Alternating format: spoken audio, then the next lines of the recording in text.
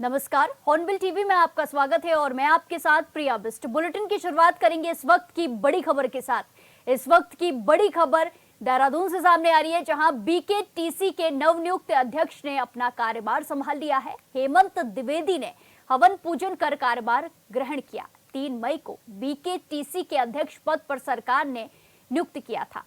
पदभार ग्रहण कार्यक्रम में बीजेपी के कई नेता मौजूद रहे। इसी के साथ उपाध्यक्ष विनय ने भी अपना कार्यभार संभाला है। मुख्य कार्य अधिकारी विजय प्रसाद थपलियाल भी मौजूद रहे। बड़ी खबर आपको बताई जा रही है, जहां 3 मई को बीकेटीसी के अध्यक्ष पद पर सरकार ने नियुक्त किया था और अब कार्यभार अधिकारी ने संभाल लिया है। मुख्य कार्य अधिकारी विजय प्रसाद थपलियाल भी मौजूद रहे। इसी के साथ कई सारे नेता भी मौजूद रहे। उपाध्यक्ष विनय ने भी अपना कार्यभार संभाल लिया है। बड़ी खबर आपको बताई जा रही है, जहां मुख्य कार्याधिकारी विजय प्रसाद थपलियाल भी मौजूद रहे। इसी के साथ साथ कई नेता भी मौजूद रहे। हवन पूजन के साथ कार्यभार संभाला गया। बीकेटीसी के नवनियुक्त अध्यक्ष ने अपना कार्यभार संभाल लिया है। बड़ी खबर आपको बताई जा रही है, जहां बीकेटीसी के अध्यक्ष ने हेमंत द्विवेदी ने हवन पूजन कर अपना कार्यभार ग्रहण कर लिया है, अपना कार्यभार संभाल लिया है। इसी के साथ साथ कई नेता मौजूद रहे। 3 मई को बीकेटीसी के अध्यक्ष पद पर सरकार ने नियुक्त किया था हेमंत द्विवेदी को, जिन्होंने अपना कार्यभार संभाल लिया है। इसी के साथ 3 मई को बीकेटीसी अध्यक्ष पद पर सरकार ने नियुक्त किया था, जिसके बाद अब कार्यभार संभाल लिया गया है। इस खबर पर ज्यादा जानकारी के साथ सीधे जुड़ेंगे संवाददाता योगेश आर्य से। योगेश, जिस तरीके से खबरें सामने आई हैं, बीकेटीसी को अपना अध्यक्ष मिल चुका है और क्या कुछ अब देखने को मिल रहा है, अपडेट देखने को मिल रहा है?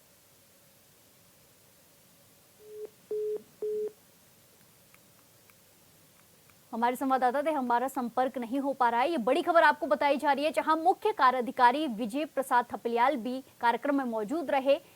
हवन पूजन के साथ बीकेटीसी के नवनियुक्त अध्यक्ष ने अपना कार्यभार संभाल लिया है। 3 मई को सरकार के द्वारा उन्हें नियुक्त किया गया था। हेमंत द्विवेदी ने अपना कार्यभार ग्रहण कर लिया है। बीकेटीसी के अध्यक्ष पद पर उन्होंने अपना कार्यभार संभाल लिया है। इसी के साथ साथ कई सारे नेता और कई सारे मंत्री भी मौजूद रहे। हवन पूजन के बाद अपना पदभार ग्रहण किया गया है। इसी के साथ उपाध्यक्ष विनय ने भी अपना कार्यभार संभाला। बीकेटीसी को अपना नया अध्यक्ष मिल गया है। हेमंत द्विवेदी ने अपना कार्यभार संभाल लिया है। इसी के साथ हवन पूजन किया गया, जिसके बाद विधि विधान के साथ उन्होंने अपना कार्यभार संभाल लिया है। बीकेटीसी के नवनियुक्त अध्यक्ष ने अपना कार्यभार संभाला है। बड़ी खबर आपको बताई जा रही है, चारधाम यात्रा से जुड़ी बता रहे हैं, जहां हेमंत द्विवेदी ने अपना कार्यभार ग्रहण कर लिया है। बीकेटीसी के अध्यक्ष के तौर पर उन्होंने अपना कार्यभार संभाला है। इसी के साथ एक बार फिर से जुड़ने की कोशिश करेंगे संवाददाता योगेश आर्य से। योगेश, जिस तरीके से खबरें सामने आई हैं, बीकेटीसी को अपना अध्यक्ष मिल चुका है और कार्यभार भी ग्रहण कर लिया है, क्या कुछ आगे देखने को मिल रहा है? देखिए प्रिया, चारधाम यात्रा चल रही है और चारधाम यात्रा को संभालने के लिए बीकेटीसी यानी बद्री केदारनाथ समिति के जो अध्यक्ष होते हैं उनको बनाना आवश्यक होता है। जो अगर देखा जाए तो जनवरी में पहले जो बीकेटीसी अध्यक्ष उनके कार्यकाल समाप्त हो गया था, उसके बाद से लंबा इंतजार करना पड़ रहा था और ऐसे में 3 तारीख में बीकेटीसी अध्यक्ष के पद के लिए जो है हेमंत द्विवेदी को जो है नियुक्त किया गया था अध्यक्ष के लिए और इसके अलावा 2 उपाध्यक्ष बनाए गए थे उनको जो है। और आज जो है हेमंत द्विवेदी जो नवनियुक्त बीकेटीसी अध्यक्ष बनाए, उन्होंने कार्यभार संभाल लिया है। पूजा अर्चना की गई, इसके बाद ग्रहण उन्होंने किया अपने पद को। उसके बाद जो है इसके साथ ही अगर देखा जाए तो जो मुख्य कार्यधिकारी विजय प्रसाद थपलियाल और उपाध्यक्ष विनय भी जो है वहाँ मौजूद रहे और कई बड़े नेता भी वहाँ मौजूद थे। हालांकि लेकिन देखा जाए तो देखिए प्रिया, बीकेटीसी अध्यक्ष के बनने के बाद से ही लगातार जो है विरोध के सुर देखने को मिल रहे हैं। कई लोग जो है नाराजगी भी जाहिर कर रहे हैं। तो इसके अलावा जो है विपक्ष भी निशाना साधता हुआ नजर आ रहा है। विपक्ष का कहना है कि इन पर कई मामले ऐसे गंभीर चल रहे हैं, उसके बावजूद उनको बीजेपी का अध्यक्ष बनाया गया है। वहीं अगर देखा जाए तो भारतीय जनता पार्टी की ओर से कहा जा रहा है कि विपक्ष लगातार जो है पहले भी हल्ला मचा रहा था कि बीकेटीसी अध्यक्ष नहीं है और बीकेटीसी अध्यक्ष अब बनाया गया है, तो अब बीच में निकालने का काम कर रहे हैं। यानी अध्यक्ष बन गए हैं, कार्यभार संभालने की बात हो रही है। इससे जो चारधाम यात्रा चल रही है, इसकी रूपरेखा को तैयार करने के लिए, आगामी जो प्रक्रिया उसको देखने के लिए उनकी जिम्मेदारी रहेगी। लेकिन जिस तरह से वो बनाए गए हैं, उसके बाद भी कहीं ना कहीं सुर जो है विरोध के देखने को मिल रहे हैं। जी बिल्कुल योगेश, जिस तरीके से आपने बताया कि बीकेटीसी को अपना नया अध्यक्ष मिल चुका है, धन्यवाद हमारे साथ जानकारी साझा करने के लिए। खबरों में आगे बढ़ते हैं। देहरादून स्थित मुख्यमंत्री आवास पर नियुक्ति पत्र वितरण कार्यक्रम का आयोजन हुआ, जिसमें सीएम पुष्कर सिंह धामी ने कई विभागों के पदों पर चयनित अभ्यर्थियों को नियुक्ति पत्र वितरित किए। इस मौके पर उन्होंने सभी चयनित अभ्यर्थियों को शुभकामनाएं देते हुए पूरी निष्ठा और ईमानदारी के साथ काम करने की सलाह दी। इसी के साथ कार्यक्रम में सीएम के साथ कैबिनेट मंत्री गणेश जोशी, शिक्षा मंत्री धन सिंह रावत समेत विधायक खजान दास भी मौजूद रहे।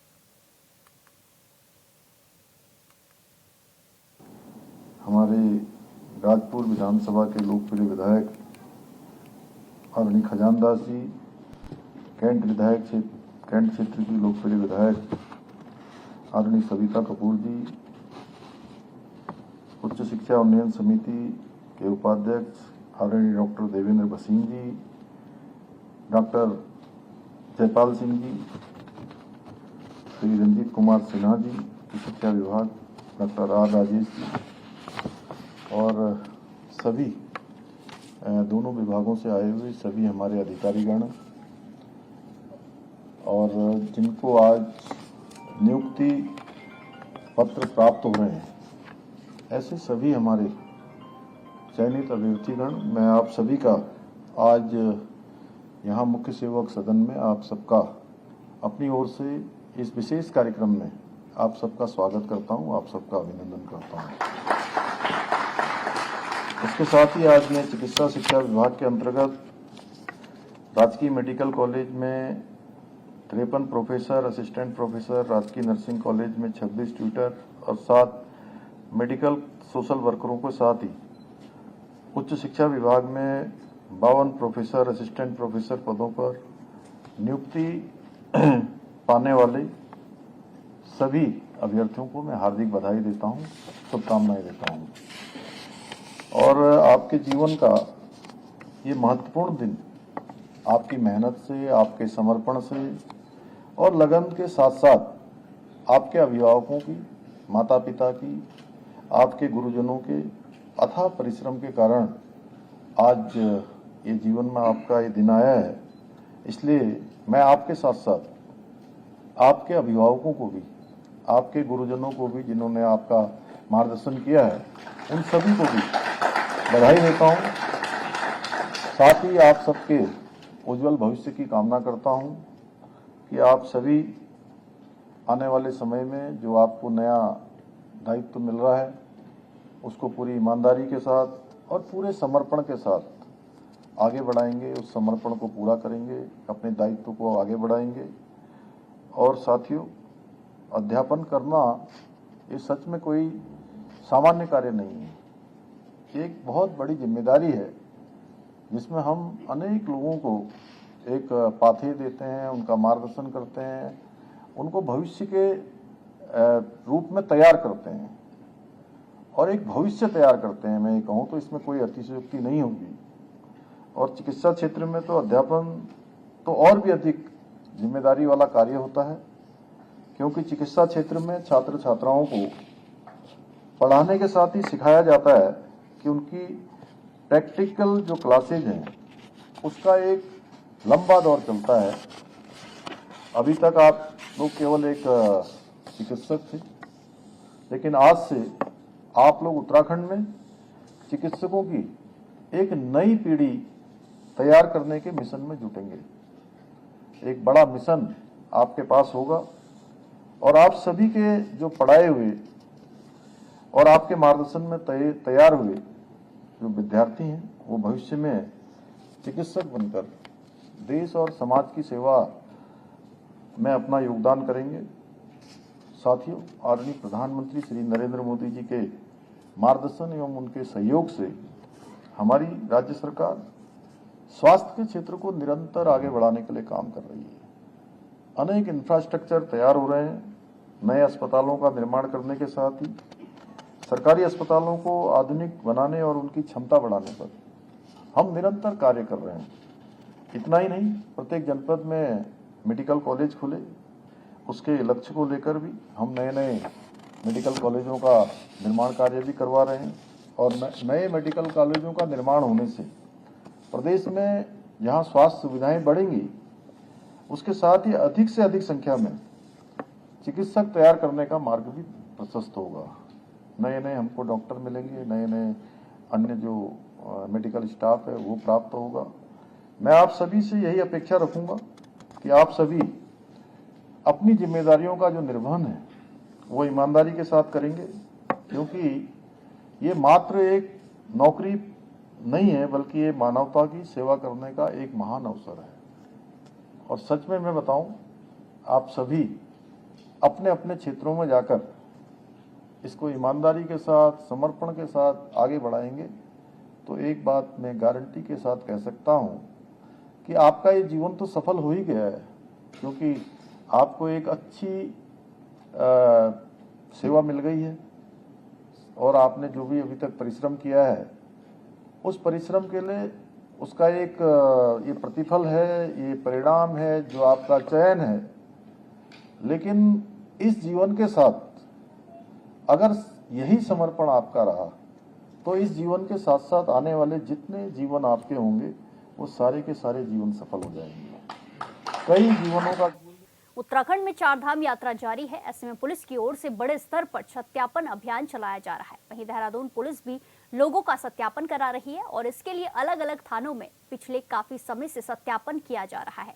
इसी को लेकर देहरादून नगर पुलिस अधीक्षक प्रमोद कुमार ने कहा कि पुलिस की ओर से देहरादून में अलग अलग थानों में सत्यापन अभियान चलाया जा रहा है। सत्यापन की प्रक्रिया चल रही है और सभी टीमें इसमें लगी हुई हैं। इसके अलावा लोग पुलिस के पोर्टल पर ऑनलाइन सत्यापन भी करा सकते हैं। साथ ही उन्होंने कहा कि बाहर से आ रहे व्यापारियों को अपने गृह जिले से पुलिस सत्यापन कराकर लाना अनिवार्य है।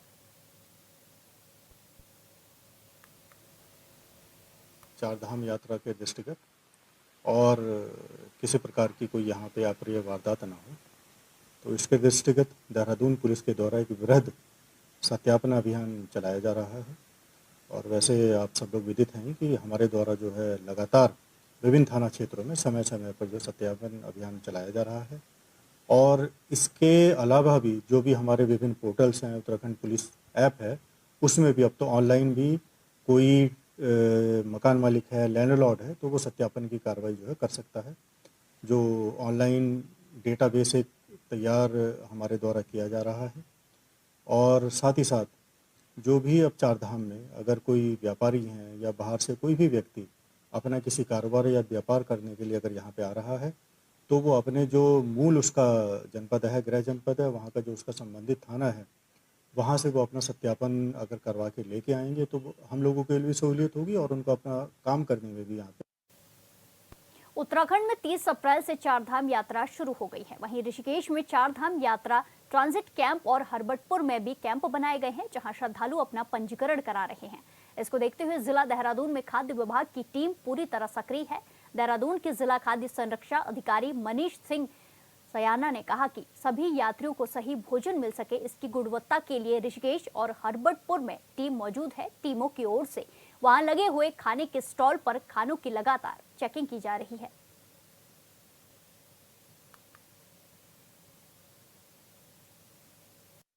जैसे आपको मालूम है कि चारधाम यात्रा शुरू हो गई है, तो जो भी हमारे तीर्थ यात्री आ रहे हैं उनको जो है सुरक्षित और साफ अच्छा खाना मिले, इसके लिए हमारी जो टीमें हैं लगातार चेकिंग कर रही हैं। अभी हमारे जो जनपद में हैं दो मेनली यहाँ पर रजिस्ट्रेशन हो रहे हैं, एक तो ऋषिकेश में ट्रांजिट कैंप में और दूसरा विकास नगर हरबटपुर में जो कैंप में हो रहा है।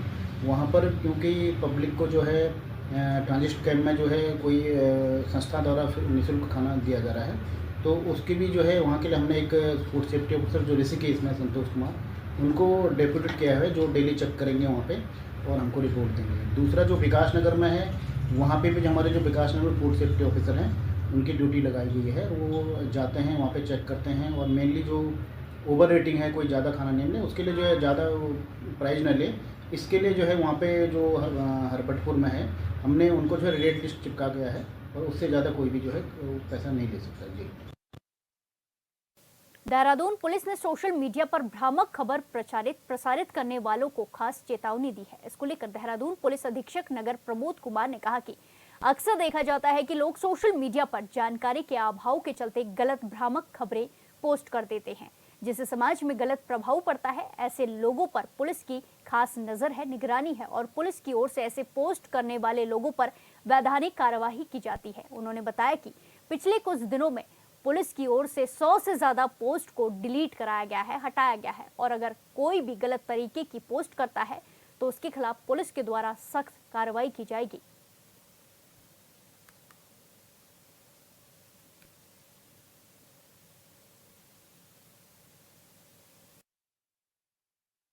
ये किसी घटनाओं को लेकर अगर सोशल मीडिया पे कोई भ्रामक, अपुष्ट या पूर्ण प्रकार की अगर कोई भी सूचना प्रकाशित करता है या प्रचारित करता है, पोस्ट करता है, तो देखिए उसके विरुद्ध जो है वैधानिक कार्रवाई हमारे द्वारा की जा रही है। जैसा आप विदित हैं कि पिछले कई दिनों में हमारे द्वारा सैकड़ों पोस्ट को डिलीट किया गया है और इसमें हमारे द्वारा जो है 126/135 BNSS के विरुद्ध भी कार्रवाई की गई है, पुलिस एक्ट के अंतर्गत भी कार्रवाई की गई है और अगर उसके बावजूद भी अगर कोई नहीं मानता तो उसके विरुद्ध जो है सक्षम धाराओं में जो है FIR भी की गई है। आप जानकारी में आपका होगा ही कि विगत दिनों में भी हमारे द्वारा कई FIR और कई ऐसे व्यक्तियों को जो है पुलिस हिरासत में ले। इसी के साथ खबरों में आगे बढ़ते हैं। सांसद अजय भट्ट सरोवर नगरी नैनीताल पहुंचे, जहां उन्होंने बीते दिनों हुई घटना से उभरते हुए जनता और पर्यटकों को संदेश देते हुए नैनी झील में नौकायन किया। इस दौरान उन्होंने कहा कि बीते दिनों एक नाबालिग से दुराचार करने का मामला सामने आया था, जिसके बाद जन आक्रोश के चलते एक दिन नैनीताल बंद किया गया। उन्होंने कहा कि पुलिस प्रशासन ने अपना काम कर लिया है, आरोपी को सलाखों के पीछे डाल दिया गया है। सांसद अजय भट्ट ने कहा कि नैनीताल का वातावरण शांत है और किसी तरीके की कोई दिक्कत नहीं है। वहीं होटल एसोसिएशन के अध्यक्ष दिग्विजय बिष्ट ने बताया कि कुछ लोगों में घबराहट के चलते अपनी आने की बुकिंग कैंसिल कर ली है। ऐसा करने की जरूरत नहीं है, अपने कार्यक्रम को यथावत बनाते हुए सैर सपाटा करने नैनीताल आए। उन्होंने लोगों से भी भाईचारा बनाने की अपील की है।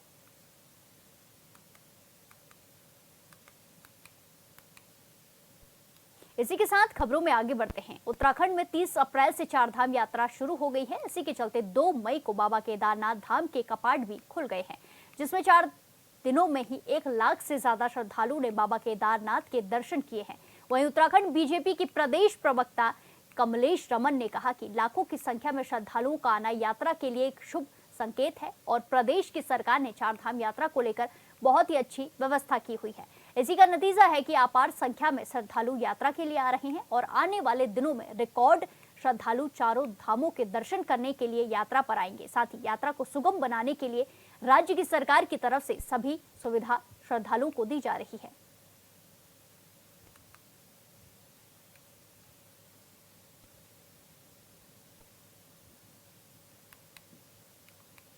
हमारी यात्रा जो उत्तराखंड के अंदर है, हमारी रीढ़ की और हमारी आर्थिकी को मजबूती देने वाली है और ये शुभ संकेत है कि यहाँ पर लाखों की तादाद में हमारे श्रद्धालु पहुंच रहे हैं।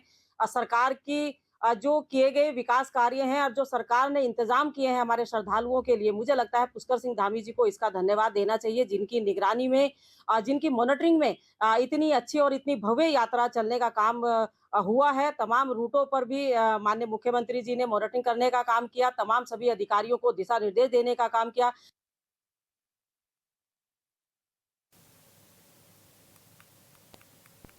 इसी के साथ खबरों में आगे बढ़ते हैं। जम्मू कश्मीर के पहलगाम में हुए आतंकी हमले के विरोध में लगातार विरोध प्रदर्शन हो रहे हैं। मोदी सरकार से आतंकियों पर कड़ी कार्रवाई की मांग की जा रही है। इधर उत्तराखंड के ऋषिकेश में हिंदू संगठन के लोगों में भारी आक्रोश दिख रहा है। ऋषिकेश एम्स के एक डॉक्टर पर गंभीर आरोप लगे हैं, लिहाजा उसे बर्खास्त करने की मांग की जा रही है। क्या है पूरा मामला, रिपोर्ट देखिए।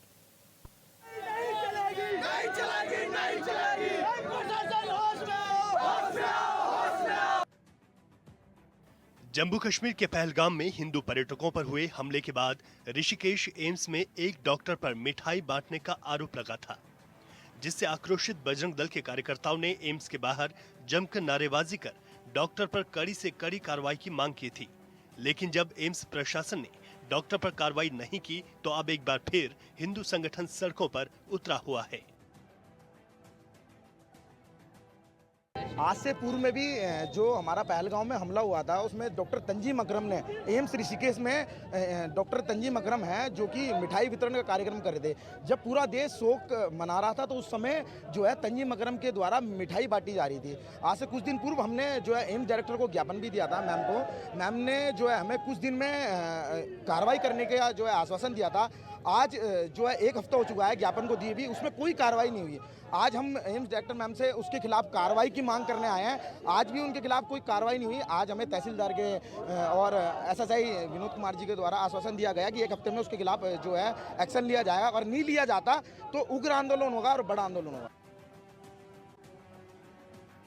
प्रदर्शनकारियों का कहना है कि पहलगाम में हुए हमले के दिन पूरे देश दुखी था, लेकिन ऋषिकेश एम्स में एक डॉक्टर ने मिठाई बांटकर खुशी मनाई।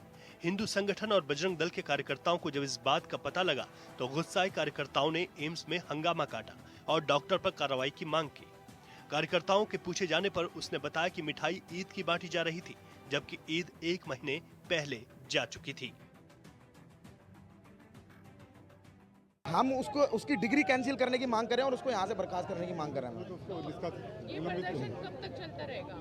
मैम जब तक वो उसको यहाँ से निकाला नहीं जाएगा तब तक हम, जब से यहाँ से बर्खास्त नहीं होगा तब तक कंटिन्यू आंदोलन होगा और जिस स्तर पे हमें जाना पड़ेगा उस स्तर तक हम जाने के लिए तैयार हैं। उसको हम यहाँ से निकाल के छोड़ेंगे, क्योंकि ऐसे देश विरोधी जो लोग हैं, जो इस तरह की मानसिकता रखते हैं, जो देश को बांटने का काम कर रहे हैं, जो हमारे हिंदुओं के जो शहीद होने पे इस तरह की मिठाई वितरण कर रहे हैं, बिल्कुल बर्दाश्त नहीं होगा। अगर इनके खिलाफ सख्त एक्शन नहीं होता है तो उग्र आंदोलन होगा और बड़ा आंदोलन होगा।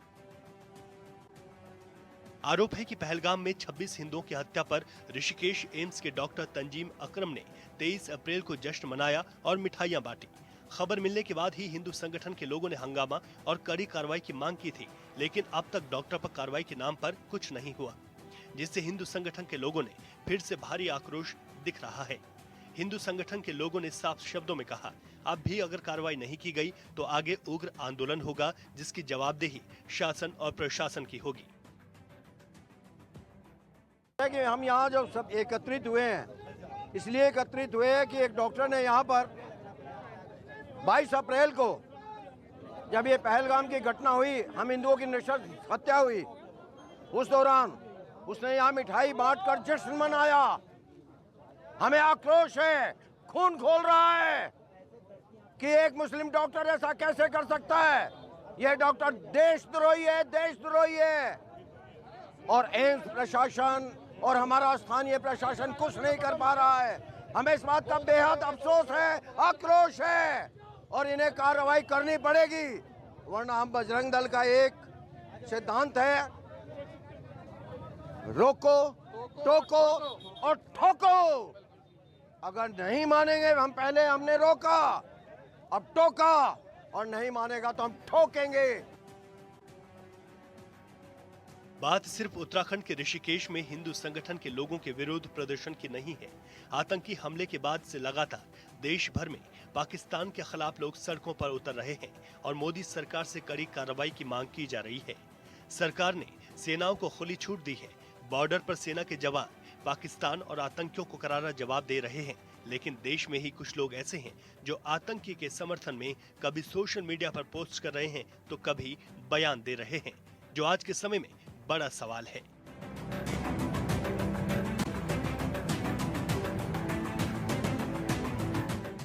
Bureau report, hornbill TV. इस बुलेटिन में फिलहाल के लिए इतना ही। बाकी तमाम खबरों के लिए देखते रहिए हॉर्नबिल टीवी। नमस्कार।